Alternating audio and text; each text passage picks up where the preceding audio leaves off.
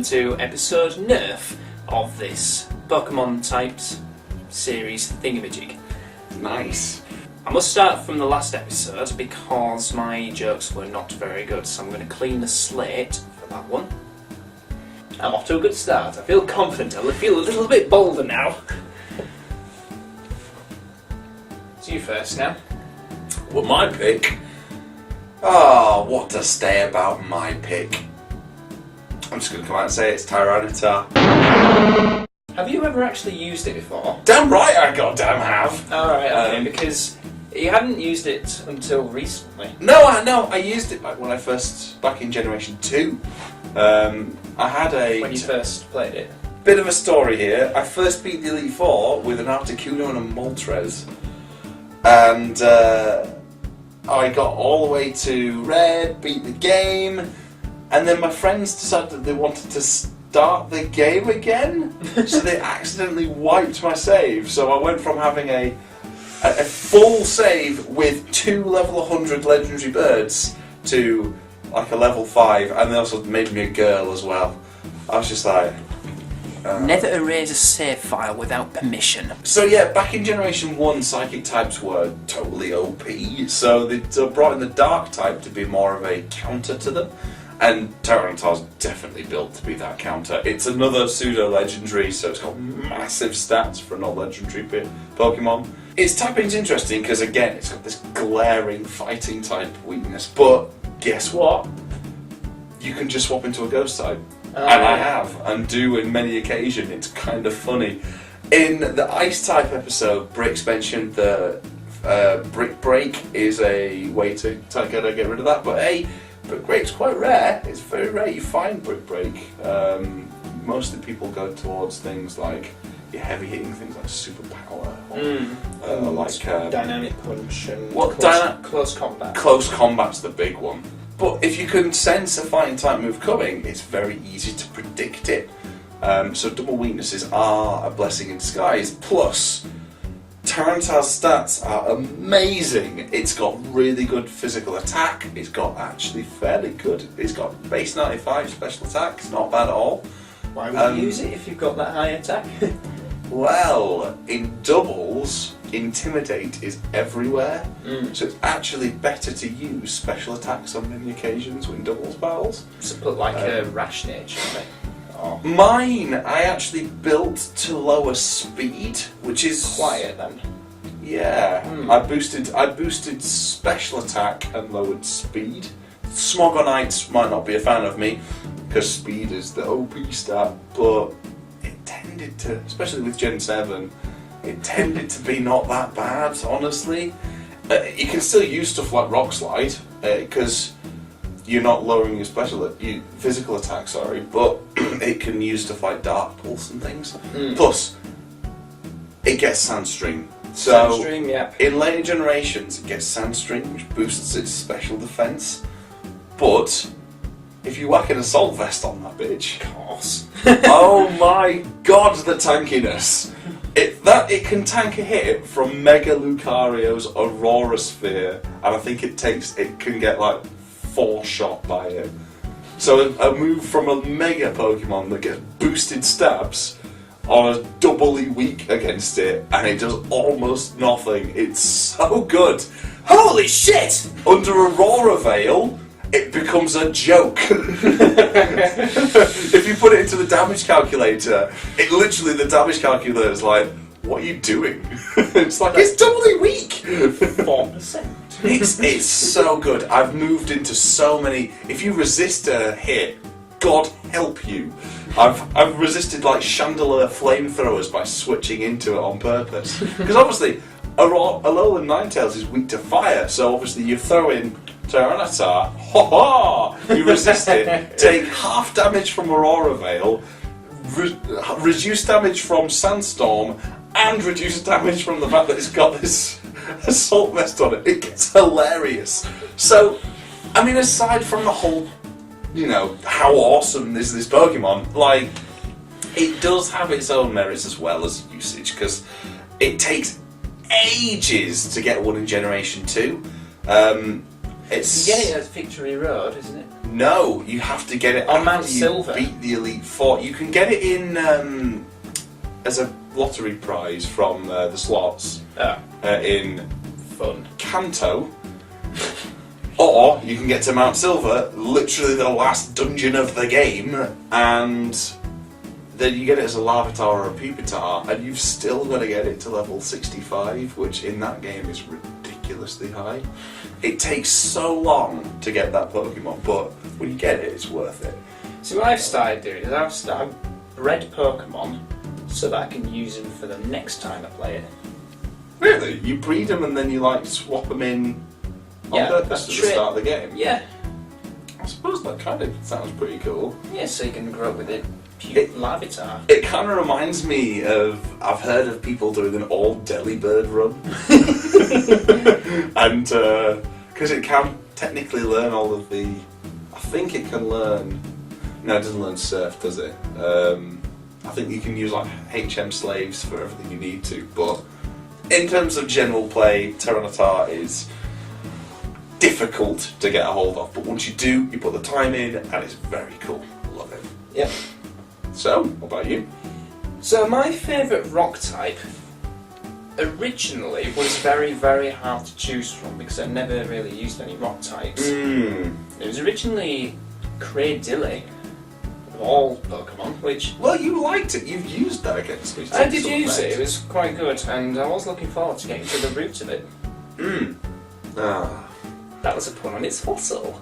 However, when Gen 7 came out, there was a Pokemon I immediately wanted to use, and as soon as I did, I fell in love with it completely. Like, it became my favourite rock type by a mile. Yeah. And one of my favourite Pokemon of all time. That's not surprising, it's a husky. Yes, this is Lycanroc, but specifically the midday form. Mostly because it does resemble one of my teddy bears, which I have got right here. I even named it Sparky as well. You mean Magnezone? Yeah, Lycanroc was a Pokemon I immediately wanted to use. Yeah. But midday form in particular because it gets a really, really good ability in Sand Rush. Ah, yeah, it gets boosted speed, doesn't it, with the Sandstorm? Yeah, and Sandstorm's a good idea to have because obviously it doesn't take damage and raises its special defense as well. Yeah. But just to tell you how ridiculous it gets, like my level 65 Lycanroc with an adamant nature actually, Yeah. so it can maximise its attack when it Maximise has boosted speed, Yep, Sand yep. Rush. Under normal conditions it's at 211 speed. Yeah. With Sand Rush it becomes a ridiculous 422.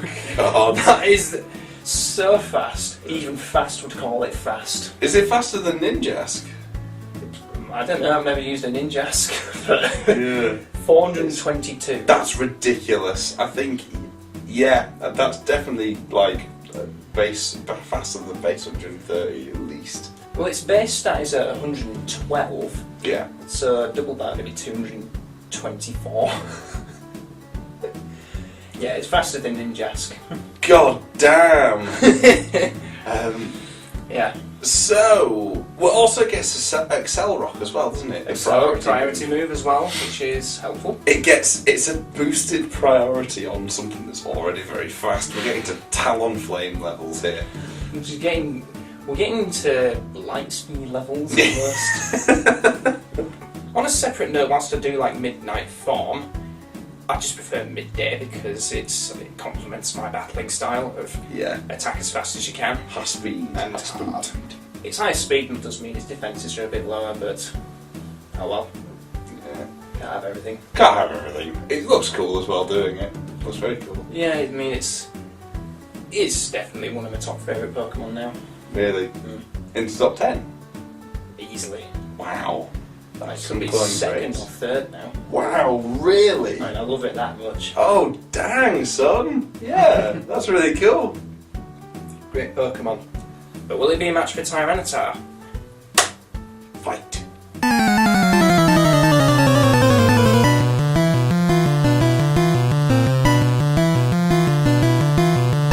Nah. exists, Constable. You have to be kidding me. Well, so, for a start, although you're setting up Sandstorm, so yes, you're going to attack first, and you've got priority moves anyway. Tyranitar, my Tyranitar that I use, even ignoring the Assault Vest, has Dark Pulse, Earthquake and Rock Slide, and Ice Beam. Yes, it learns Ice Beam. Well, that's not going to be much good on a Lichen Rock. Is it not? Well, it's a rock type, isn't it? Weak Rock's to ice. neutral. Rock's neutral. It's ground that's weak to ice. Okay, fair enough. I didn't know that. But I think still Stab, Dark Pulse is probably going to do. Under a Sandstorm. Yes, but You better be off using Earthquake or Rock Slide. I think. Do you think so? Yeah. Well, Rock Slide is Stab, but it's not as powerful. The reason why I've got Rock Slide on there is for doubles anyway. You could argue it gets Stone Edge. Does Rock resist Rock? No, it's neutral. Okay. We'll see how it does with my standard set, and for the sake of fairness, we can always see what Stone Edge looks like as well. I'm going to throw in a curveball here. Okay. Lichen Rock gets Brick Break. Oh, yes, of course it does, doesn't it? Yeah. I still think I stand a chance. Yeah, Tyranitar's a very powerful card. Very, very powerful. If you can't one-shot it, you're going down, I'd say. Well, let's find out on the damage calculator. Okay, so we just checked the damage calculator. Brick Break won't one-shot Tyranitar, Thought not. which 4 times weakness is pretty impressive. It's very impressive, yeah. Yeah. But Earthquake 1 has a big chance of not one-shotting Lichen Rock. Because your special moves under a Sandstorm are pretty useless, actually. Like, even without a Sandstorm, Dark Pulse still won't one-shot. No. Dark Pulse usually is quite a good shout, but in Lycanrock's case, under Sandstorm, it probably is better off doing a physical attack. As a quick side note as well, I don't think Stone Edge would be much of an improvement on Earthquake, because Earthquake is super effective compared to a Stab, slightly higher damage. So I think Earthquake's its best shot. It does a lot of damage. There's a lot of damage, but yours is raising specials. So if you ran a physical Tyranitar, If I no ran problem. a physical Tyranitar, Then no problem. Tyranitar will win easily. how do you count? How do you want to count this then? Are we going by what I would say my personal Tyranitars, or are we going Tyranitar in general? Because let's be real, if I was running a physical attacking set, it'd win. No But- question. No question. Your Tyranitar My Tyranitar has a chance of losing. has a chance of losing. So it's a 37.5% chance to one-hit shot. If it doesn't one-hit shot, then I lose. Because 2 Brick Breaks will do me in. I think for the sake Possibly. of this argument, for the sake of... Generalisation. I don't want to play this. Your judgment. My judgment. You're the guest. No, thanks man. I think we should go by generalisation. So Tyranitar wins. I think so, just for the sake of being fair. Okay, so there we have it. Tyranitar wins.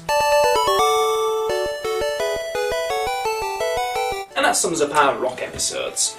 Next one will be the amazingly strong Metal Steel. Steel yourselves, folks. Stay tuned, we'll see you soon.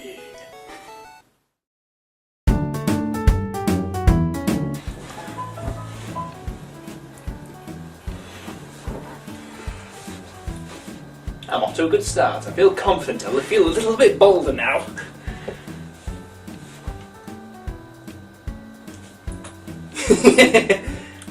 Terrible. Well, episode 10. We're halfway there. Yes, episode 9, you idiot. Damn it. Anyway, it's you first. Me first. We are on steel. No, rock today. Damn it. Fuck, this has gone terribly wrong. Right, okay. What's my pick for rock types? Tyranitar. Yeah, it is. For when I first beat the Elite Four, more than anything else. What's up?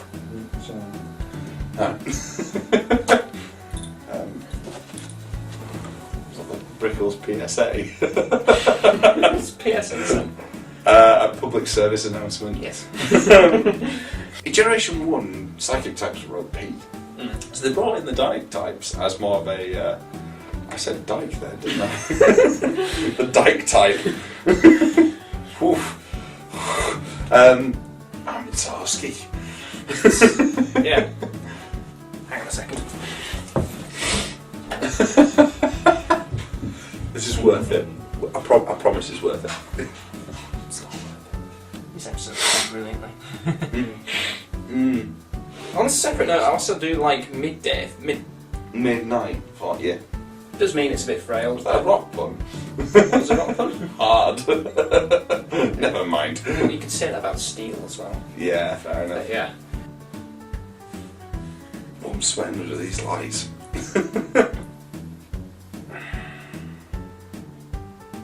Be quick, we've not got long left. Shit.